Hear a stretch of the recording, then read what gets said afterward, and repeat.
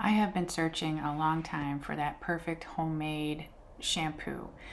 I have naturally curly hair, so it's hard to find that right, combination.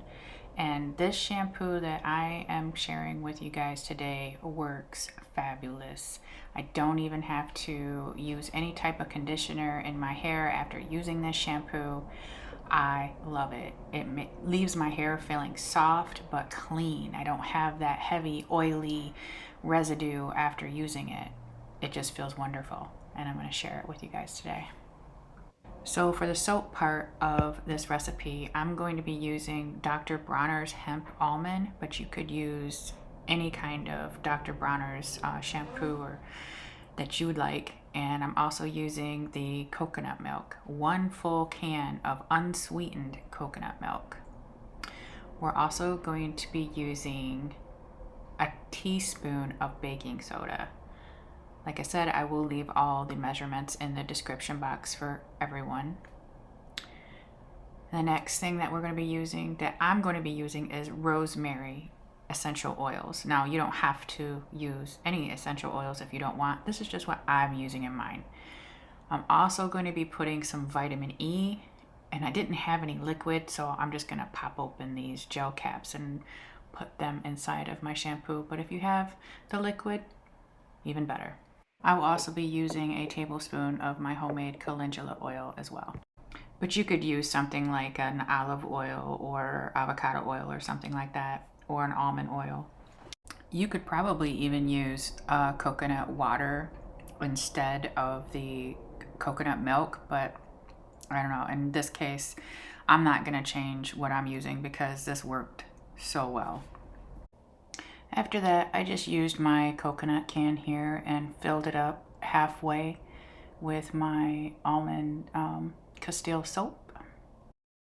And after I dump that in, I'm gonna add my baking soda. Not baking powder, but baking soda.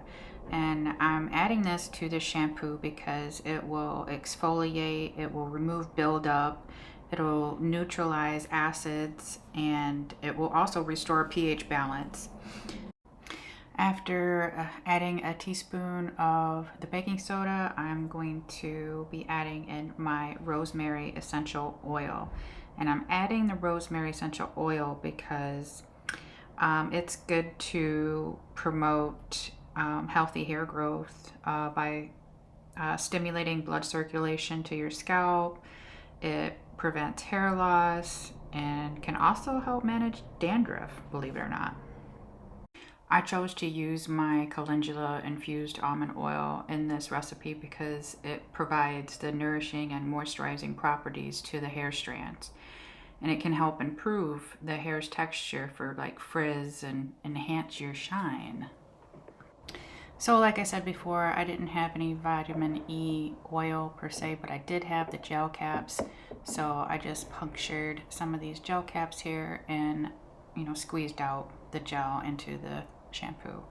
Now I'm using the vitamin E because not just for the moisturizing properties that it has, but because it will help reduce inflammation on my scalp.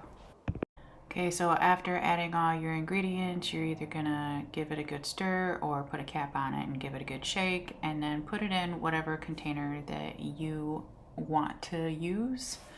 In my case, I'm using these like reusable ketchup bottles that I had gotten from the Dollar Tree here a while ago, and I thought, well, yep, this will work perfectly. Now, because you're using coconut milk, you would want to store this in your refrigerator because it will end up going bad if you don't. This will last in your refrigerator for about 4 weeks. This is the best homemade shampoo that I've made so far, and I hope that you guys like it too. I am always on the search for a better homemade shampoo. If any of you guys try this, let me know in the comments how you liked it. I am in love with this shampoo because I don't have to use any conditioner when I use this, and my hair feels amazing. And if you like this video, please give it a thumbs up. I would surely appreciate it. And I just want to say thanks to everybody for stopping by. I hope that everyone has a very blessed day. Take care.